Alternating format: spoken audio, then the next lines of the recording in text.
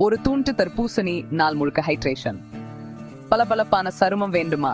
உங்களுக்கு நன்றி சொல்லும் இதயம் வேண்டுமா? தர்பூசணியை ஒரு கடி கடிச்சு பாருங்க. கோடைக்கால சுருக்கு வலி.